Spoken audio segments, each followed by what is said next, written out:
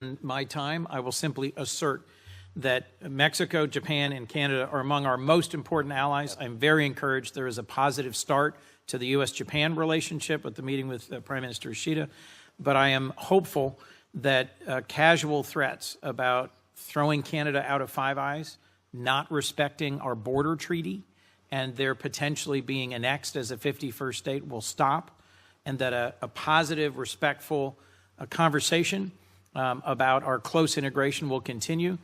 I look forward to working with you on pressing the Canadians to increase their defense investment and pressing the Canadians to meet some of our trading objectives, but also I will continue to press for a reduction in some of the rhetoric that I think has destabilized our relationship.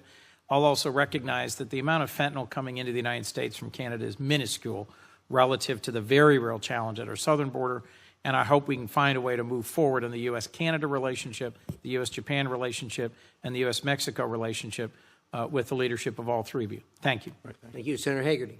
Chairman Risch, thank you very much for indulging my complicated schedule today. We have a contentious markup in You're banking not the and only running, one, as you can see. so I appreciate that. And to say this is a wonderful honor for me to get the opportunity to introduce some good friends to this committee. I'm sorry not to be here at the outset to do that, but I'd like to say it was the honor of a lifetime for me to serve as U.S. Ambassador for the greatest nation in the world when I served as U.S. Ambassador to Japan. So I'm speaking from experience as I make some comments. First, I'd like to start with my good friend George Glassmary. It's good to see you here as well.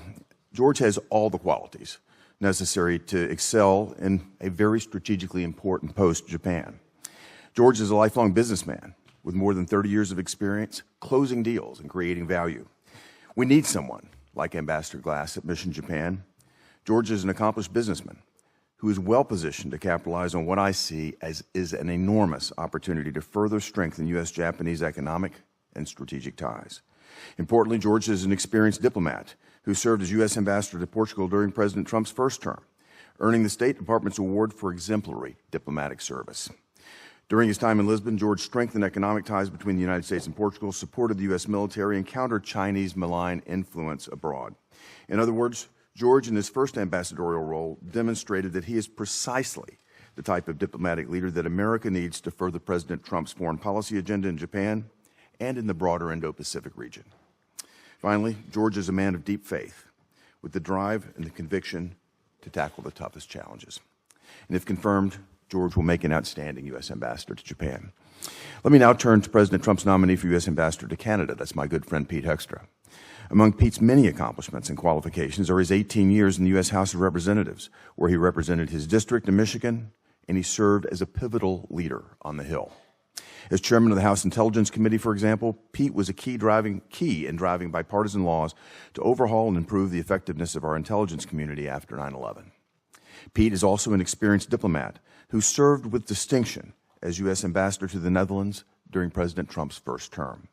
He knows how to foster cooperation and advance shared goals with our partners while protecting U.S. interests, which are skills absolutely essential for success in Canada. With his distinguished foreign policy background and his passion for public service, Pete is the right man to represent the United States of America and Canada during this critical and important moment. And while I'm up here, I'd just like to say a quick word about Ambassador Ronald Johnson. While I don't know Ambassador Johnson as well as I know the others here today, I've had the benefit of getting to know him. And I have been most impressed by his deep background in the military, in the U.S. intelligence community, and his accomplishments as U.S. Ambassador to El Salvador. As a former U.S. Ambassador myself, I believe that Ambassador Johnson is just the sort of diplomat that we need in Mexico City to strengthen our bilateral relations at a very critical time. Again, Mr. Chairman, I want to thank you for the opportunity to introduce George, Pete, and to speak to Ronald's qualifications. I look forward to the rest of our discussion this morning, and I look forward to seeing them all passed out of committee today. Thank you. Thank you, Senator Hagerty. Senator, where are we here?